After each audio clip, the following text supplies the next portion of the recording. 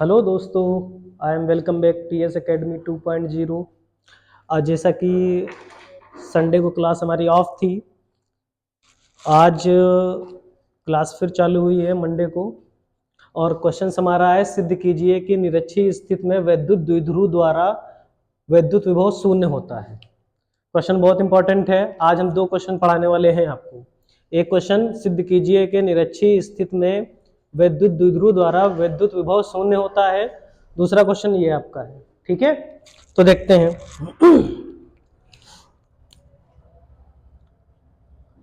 ये हमारा कोई वैद्युत द्विध्रुव है।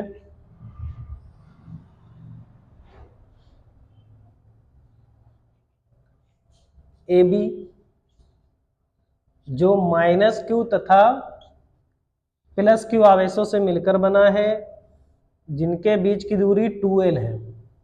इनके बीच की दूरी 2l है। द्विध्रुव के मध्य बिंदु O से, ये मध्य बिंदु O है, इससे स्मॉल r दूरी पर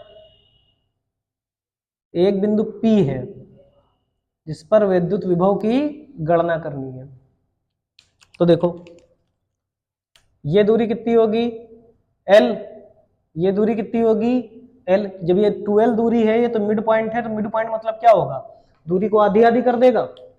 ये हमारा राइट एंगल ट्रायंगल पूरा बनना है, समकोण त्रिभुज बनना है। तो ये कर्ण हमारा निकलेगा r स्क्वायर प्लस के l स्क्वायर। ये कर्ण हमारा क्या निकलेगा, r square plus l square. अरे पाइथागोरस थ्योरम लगाएंगे, कर्ण का स्क्वायर बराबर लंब स्क्वायर प्लस आधार स्क्वायर। तो आधार हमारा कितना है l स्क्वायर, और लंब कितना है r स्क्वायर, ठीक है। तो देखो, माना एक वैद्युत द्विध्रुव ए बी, माना एक विद्युत द्विध्रुव ए बी जो माइनस क्यू तथा प्लस क्यू आवेशों से मिलकर बना है, जिनके बीच की दूरी 2l है, जिनके बीच की दूरी 2l है। द्विध्रुव को एक ऐसे माध्यम में रखा गया है जिसका परावैद्युतांक k है। द्विध्रुव को एक ऐसे माध्यम में रखा गया है जिसका परावैद्युतांक k है। द्विध्रुव के मध्य बिंदु O से स्मॉल r दूरी पर एक बिंदु P है, जिस पर वैद्युत विभव की गणना करनी है। तो देखो, पॉइंट P पर वैद्युत विभव क्या निकलेगा हमारा, यहां के द्वारा हमारा क्या आएगा V2, यहां के द्वारा क्या आएगा V1, तो V बराबर हो जाएगा V1 प्लस V2। तो पॉइंट P पर हमारा वैद्युत विभव क्या होगा, V is equal to V1 plus V2, ठीक है। तो देखो, माना एक वैद्युत द्विध्रुव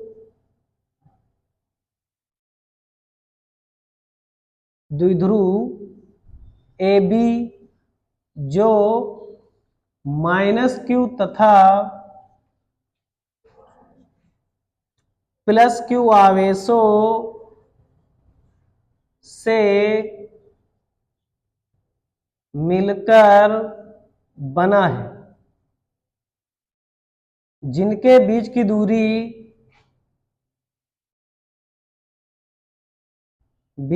दूरी टूएल है। द्विध्रुव को एक ऐसे माध्यम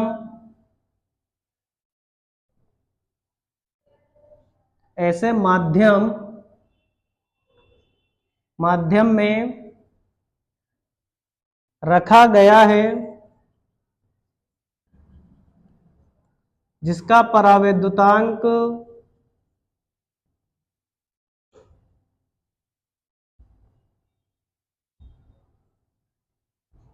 k है, इसका परावैद्युतांक k है। द्विध्रुव के मध्य बिंदु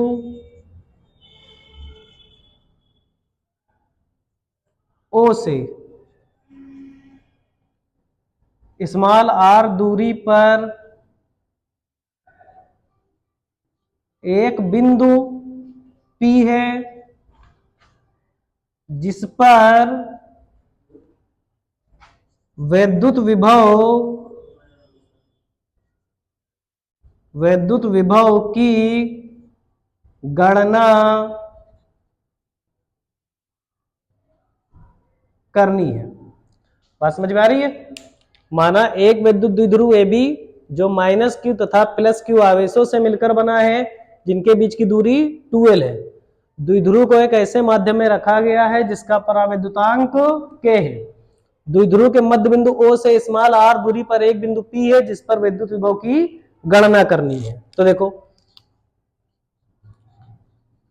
प्लस क्यू आवेश के कारण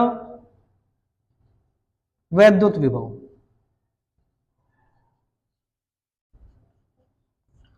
तो देखो V1 इज इक्वल टू क्या हो जाएगा, 1/4 पाई इप्सिलॉन नॉट के Q अपॉन प्लस की से दूरी कितनी है, under root R square plus L square.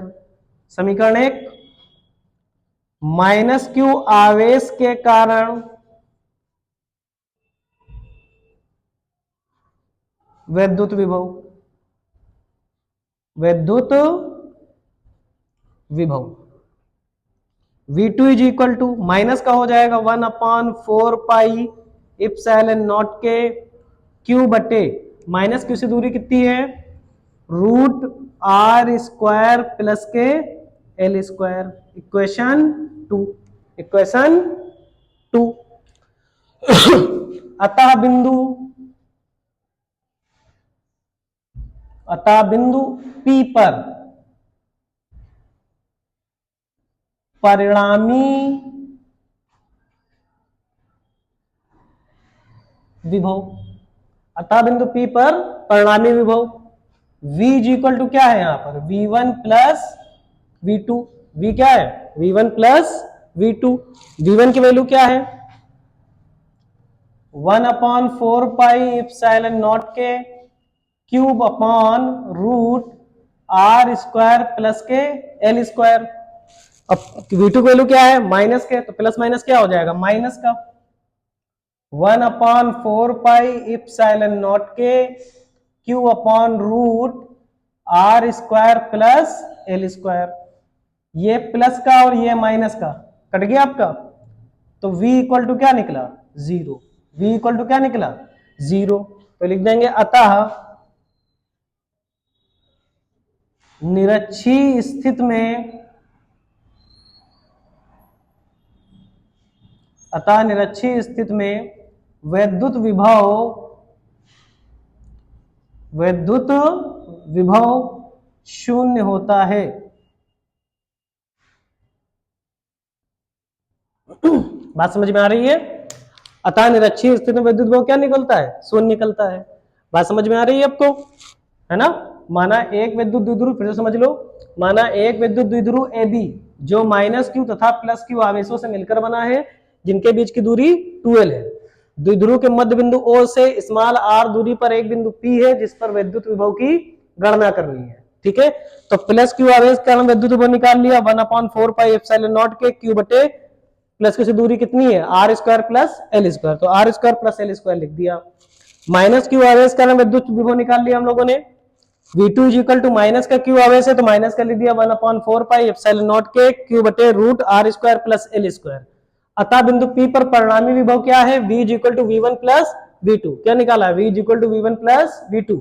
V1 का मान पुट कर दिया 1/4 पाई एप्सिलॉन नॉट के Q upon root R square plus L square. ये वैल्यू पुट किया तो प्लस माइनस क्या हो जाएगा, माइनस का 1/4 पाई एप्सिलॉन नॉट के क्यू बटे root R square plus L square. ये माइनस का है, ये प्लस का कैंसिल आउट हो गया, तो V इक्वल टू क्या निकल के आ गया, 0। आपका V इक्वल टू क्या निकल के आ गया, 0। ठीक है, तो निरक्षीय स्थिति में विद्युत विभव क्या निकलता है, 0 निकलता है। ठीक है, निरक्षीय स्थिति में विद्युत विभव क्या निकलता है, 0। ठीक है, अब अगला क्वेश्चन हम देखते हैं, विद्युत क्षेत्र में विद्युत द्विध्रुव को घुमाने में किए गए कार्य का सूत्र का निगमन कीजिए। ठीक है, विद्युत क्षेत्र में विद्युत द्विध्रुव को घुमाने में किए गए कार्य के सूत्र की स्थापना कीजिए। तो देखो ये हमारा एक समान विद्युत क्षेत्र है,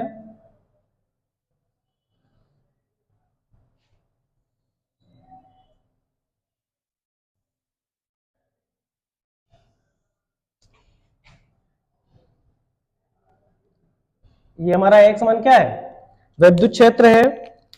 इसमें कोई ये विद्युत द्विध्रुव रखा हुआ है,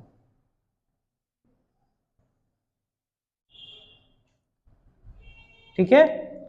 विद्युत द्विध्रुव रखा हुआ है क्षेत्र से थीटा कोण बनाते हुए। ये कोई हमारा क्षेत्र है, इससे क्या बनाते हुए, थीटा कोण बनाते हुए रखा हुआ है।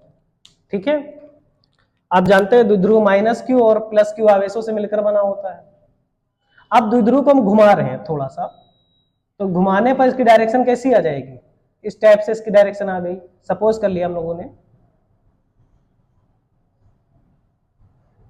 ये प्लस क्यू हो गया, ये माइनस क्यू, ये डी थीटा एंगल घूम गया आपका। ये कितना घूम गया, डी थीटा एंगल घूम गया आपका। ठीक है। तो माना एक विद्युत द्विध्रुव ए बी, या माना एक विद्युत द्विध्रुव ए बी, इसको नाम दे दो ए बी, एक समान विद्युत क्षेत्र ई में छेद से थीटा कोण बनाते हुए रखा गया है। और ये डेरिवेशन हम पढ़ा भी चुके हैं आपको लेक्चर नंबर 3 में। ठीक है। माना एक विद्युत द्विध्रुव ए बी एक समान विद्युत क्षेत्र ई में छेद से थीटा कोण बनाते हुए रखा गया है। तो द्विध्रुव को घुमाने के लिए आवश्यक बलयुग्म का आघूर्ण बात समझ में आ रही है आपको? है माना एक विद्युत द्विध्रुव ए बी एक समान विद्युत क्षेत्र ई में छेद से थीटा कोण बनाते हुए रखा गया है। ठीक है। तो द्विध्रुव को घुमाने के लिए आवश्यक बलयुग्म का आघूर्ण, तो देखो माना एक विद्युत द्विध्रुव ए बी एक समान विद्युत क्षेत्र ई में क्षेत्र से थीटा कोण बनाते हुए रखा गया है। तो द्विध्रुव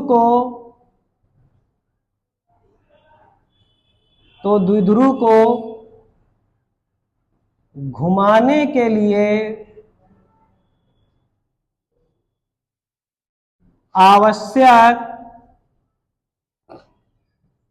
बलयुग्म का आघूर्ण, बलयुग्म का आघूर्ण, तो मैंने आपको पढ़ाया था tau is equal to P E sine theta. Tau is equal to क्या पढ़ाया था, P E sine theta. Lecture number 3 में टाउ इज इक्वल टू क्या पढ़ाया था, पी ई साइन थीटा। विद्युत एक समान विद्युत क्षेत्र में रखे विद्युत द्विध्रुव पर लगने वाला बल आघूर्ण तो टाउ बराबर क्या निकलता था, पी ई साइन थीटा। ठीक है। यदि विद्युत द्विध्रुव को अल्प कोण, यदि विद्युत द्विध्रुव को अल्प कोण छोटा कोण घुमाने में कृतकार्य, यदि विद्युत द्विध्रुव को